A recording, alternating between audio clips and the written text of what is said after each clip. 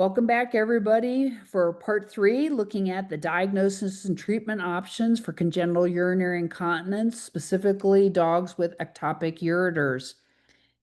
So again, just want to make sure that we're all considering not just one patient, but looking at the whole forest. We remember that ectopic ureters presents because it is the most common cause of urinary incontinence in young female dogs.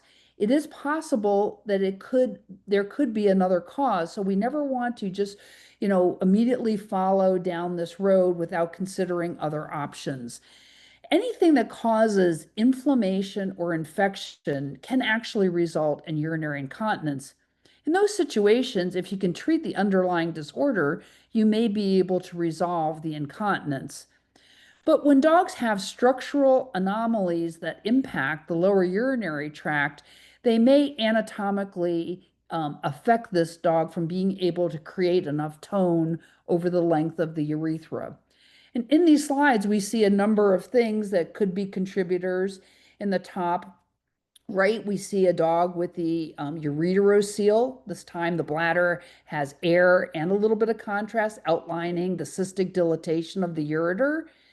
In the middle, on the left, we see a dog with urinary calculi, which certainly could be responsible for inflammation or infection. On the middle right, we see a dog that looks like in the vestibule that they have almost like warty little things, and we've learned that that's lymphoid hyperplasia created from chronic inflammation. Can happen many times in dogs with urinary incontinence. And then, of course, on the very bottom, we have one of our classic ectopic ureters with a distally displaced ureter within the distal end of the urethra. We used to think that the diagnosis of ectopic ureters was a dilemma, but to be honest, since we have made such advances in imaging techniques, I don't think that the diagnosis is quite as hard as it used to be.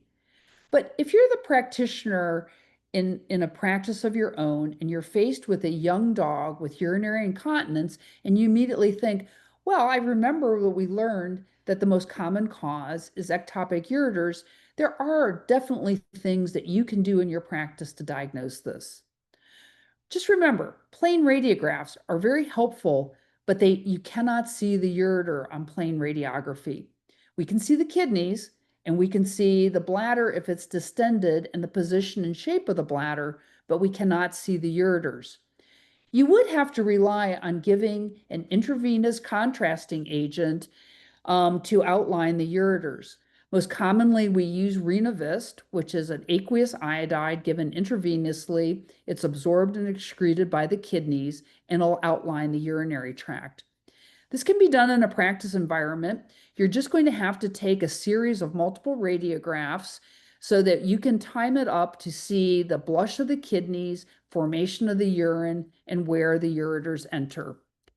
Once this patient goes to a specialty practice, we often will use a contrast CT to get a lot more detail on our anatomy and our images.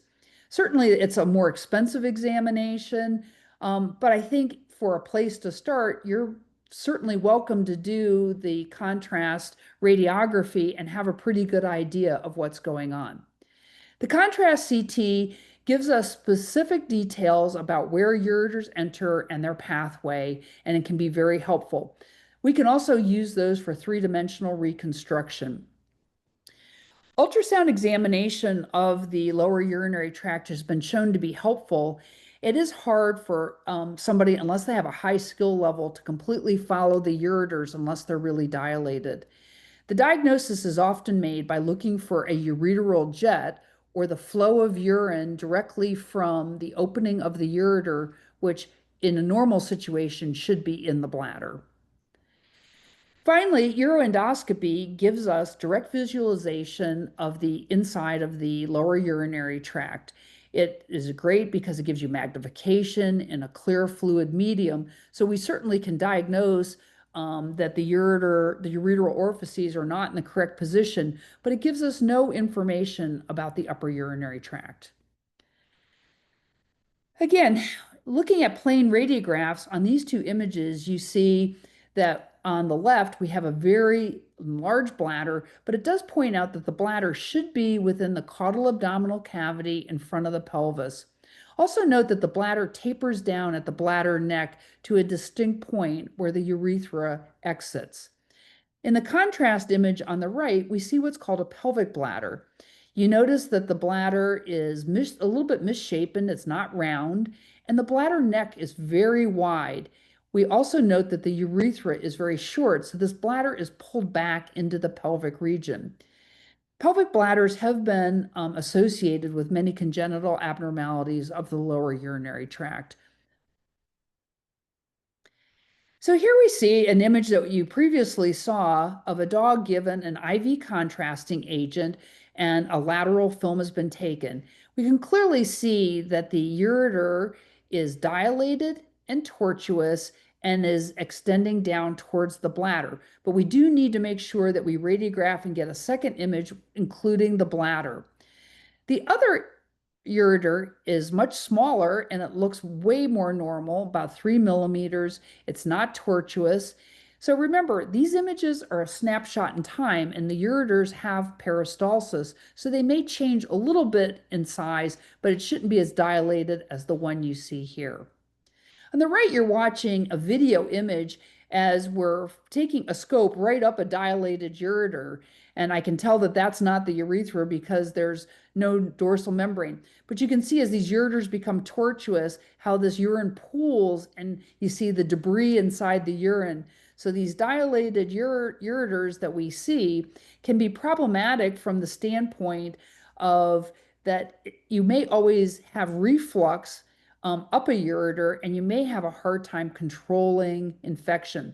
This is a very normal right ureter. You saw urine flow coming through it, but as the scope gets backed up, here's the junction of the bladder, we'll be able to see the large ureter that's big enough to take a 14 French scope. And as you see, it's going to become very tortuous as we get that scope up through there. So again, these combinations of things tell us about the lower and the upper urinary tract. Again, CT imaging is certainly extremely helpful, but usually you have to refer your patient to a specialty practice. In this particular image, as you can see, the dog's lying on his back and it's a dorsal image and we have the contrasting agent and you can quickly see that both kidneys and ureters are extremely abnormal. So that's the speed our radiologists who have a really good eye for it can look at. But if we try to look at it again, say, hey, I wish we could slow that down a little bit, we see that both kidneys have extremely dilated renal pelvises. The proximal ureter is hugely dilated and tortuous. And in this particular snapshot in time, I don't have the bladder completely down here, but this dog had bilateral ectopic ureters with extremely abnormal kidneys. It's important to note that this dog, given an IV contrasting agent, is able to uptake and filter that contrasting agent. So in spite of the fact that these kidneys are abnormal, they are still functional. Most of the radiologists like to look for ectopic ureters in the sagittal view. And here we have an image across the bladder neck. And you can see the left ureter is more dilated and is marked here compared to the right ureter. You also notice that there's contrast material within the bladder neck. So one of these ureters is actually opened within the bladder. And as we come further down the urethra, we see that the left ureter, which is dilated here, is ectopic, and this right ureter must have been entering the bladder in a normal position. So as we think about treatment options, we have lots of things to consider, but it's important to consider that before you go to surgery, every patient that's incontinent should fail medical management first. And so we have simple things that we can offer. Most dogs with ectopic ureters or congenital abnormalities are not highly responsive to standard medical managements for urinary incontinence. We do have a number of surgical procedures that I've listed here that we'll talk about, and then we can go to minimally invasive procedures. Again, medical management of patients with urinary incontinence, we don't have a lot of published information because most of the congenital abnormalities And these patients go to surgery. But if you potentially think that you have a young dog that has urinary incontinence, I would try treating it for at least a couple of weeks before you decide to move forward with more diagnostics or sending that patient to surgery. The most common drug that I think people use for the treatment of urinary incontinence is an alpha adrenergic agonist, either ephedrine or phenylpropanolamine. I think most of us use phenylpropanolamine, Proin, or PPA, all called the same thing. Typical dose that I use is 1.5 milligrams per kilo, either BID or up to Q8 hours orally. So this is designed to enhance the contraction or the tone of the external urethral sphincter mechanism. Most dogs that have incontinence that develops post-spay are highly responsive to PPA, upwards of 90%. I find that most dogs that have congenital anomalies such as ectopic ureters do not respond. If I don't get enough response from trying phenylpropanolamine, I may choose to add an estrogen drug. The one that's most commonly used now is Incurin, which is estriol. These come in 1 milligram tablets. We usually start patients off on 2 milligrams once a day and then titrate to effect. So how does an estrogen work? It increases the sensitivity of those alpha receptors to catecholamines. So I often will start with PPA, and then if I don't achieve the effect I want, I may try Incurin. But after I go through about 3 or 4 weeks, if they're still incontinent, then we need to look to other options. So that's when medicine and surgery have to come together and say, what can we do to stop the leak? We know that not all ectopically displaced ureters are the same, and that we know that the differences in location and type of ureter are going to impact the outcome. So, what are the goals of potentially doing surgery? First and foremost, we've got to get the displaced ureteral opening back into the bladder. We need to consider what is the mechanism for why the patient is incontinent? Is there a problem with the sphincter mechanism? And then we need to also consider the removal of any non-functional or severely infected upper urinary tract tissue, such as the kidney. So let's start with the first and most straightforward procedure. As I said, when I first started, we all started off with the extramural ureters. Those are the ureters that bypass the bladder. So if it's a plumbing problem, we're going to go ahead and identify the distal end of this ureter, ligate it off, and then transect it, as you see here with the scissors. Put a small stay suture, and we're going to take this ureter and move it and put it back into the bladder. So we have a ventral midline cystotomy, and we're just going to gently pull the ureter back through the bladder wall. Now, you can place this ureter anywhere within the bladder that's above the bladder neck. Doesn't matter, it can go all the way in at the apex, or you can put it in a more normal position. But as we pull it through the wall, the important thing to prevent stricturing is we're going to suture ureteral mucosa to bladder mucosa. I would probably use about half as many sutures as you see in this illustration, but the idea behind it is correct. So the thought is that if the dog's incontinent because the ureteral opening is below the actual sphincter mechanism, the thought is that this should cure it. And we know that that is not always the case. So we are going to have to consider that. Now, the intramural ureters, as we said, are the most common ureters that we identify. These are the ureters that attach to the bladder in the normal position, yet continue to tunnel. So the first move was to make a new ureter ostomy opening. So as you see the three-dimensional, that ureter, you can see where it's traveling. We would go ahead and use a blade and cut through the bladder mucosa, submucosa, directly into this ureteral lumen, and then go ahead and suture the ureteral mucosa to the bladder mucosa so it permanently stays open. Well, this was a great idea, but they did find even though you made a new opening for the ureter into the bladder, urine still passed down the remaining remnant that went down through the trigone into the urethra. So then somebody said, hey, let's put a catheter down there, make sure it's identified, and put a couple sutures to ligate that off to force flow back into the bladder. That was very helpful, but we still found a significant number of dogs remained incontinent. And you notice that this picture is still in the Fossum surgical textbook. So when you get to about 2010, 11, 12, a lot of retrospective studies came out about outcomes. And a number of authors found that continence occurred in probably less than half of the patients that we were looking at. So we really needed to do a better job. Dr. Dennis Chu and I took a couple of patients and we met with a surgeon at Children's Hospital here in town and asked for advice. And certainly this is a disease that's seen in kids as well. And our colleague at Children's became very interested and couldn't believe how many dogs we saw. But for the intramural ureters, his feeling was that this ureter is tunneling and it's actually displacing the normal musculature of the trigone and the urethra by its position in the dorsal wall. So he suggested that we actually needed to dissect this out and try to functionally realign, suture the remaining smooth muscle back to help improve tone.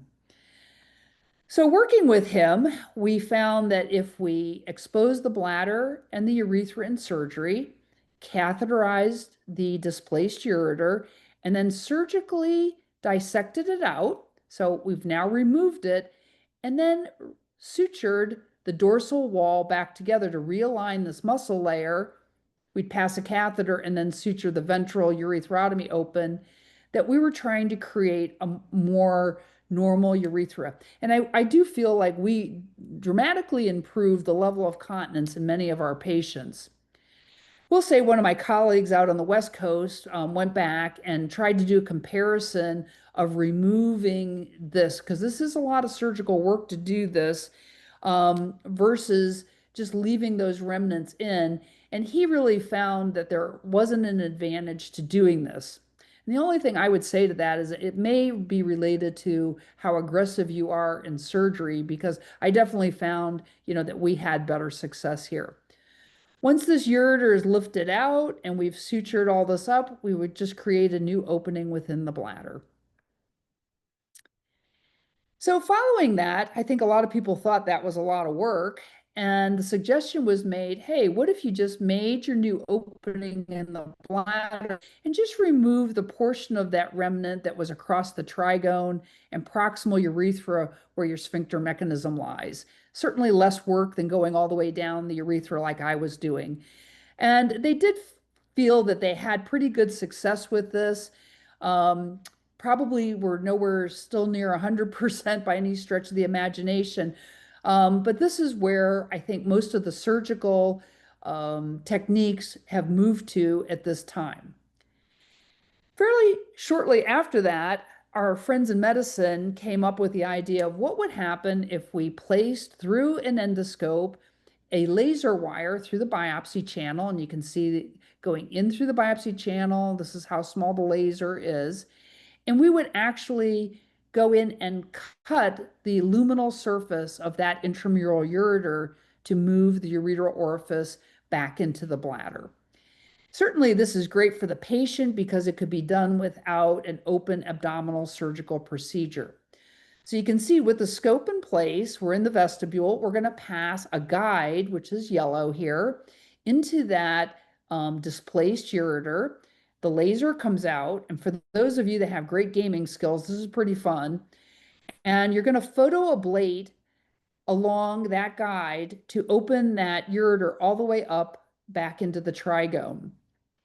While we're doing this, we usually infuse cold saline to help control the hemorrhage. And, the amount of bleeding you get, it really depends on how deep or superficial this ureter is placed. So it's rather subjective. As you're coming along, you're going to keep opening it up, but you want to make sure you get past the opening of the junction of the bladder and the urethra. Now, this is great, I think, without providing a open surgical procedure, but realize when you photoablate, you're just taking off the luminal portion of this ureter, and that portion that's dorsal within the urethral wall is still there and may still be impacting our failure of continence. So I mean, I was a little skeptical at first starting to do this. I think it was nice because we could get more distal than we could in surgery. But I think that we need to recognize that this may not be the complete panacea. So we keep going until we feel like we're pretty close to this ureter turning across the bladder wall. Now, as you notice on the other side, we have the second ureter. There's a little slug in the video imaging. You're going to see a blue guide go up in the other side, and it'll pass through. This one is far more superficial. There we go. And they're going to go ahead and use the laser to ablate the other side as well. So what'll then happen is you have a big, wide, dilated urethra, and you still have the dorsal wall of the ureter still sitting within the wall of the urethra, but we'll get both the openings back into the bladder. I will say that right after surgery, I'm sure because there's some swelling and inflammation related to doing this procedure, there we go, we're back in the bladder, that most of these dogs are continent for the first few weeks afterwards. What we need to see is how continent are they at 4 to 6 weeks afterwards. So I don't think that there's any drive-through surgery that's going to create complete continence for any of these patients. So we need to, again, consider what other options we have and critically look at how successful we are with our treatment protocols. And I thank you for your time, and we're going to stop right there.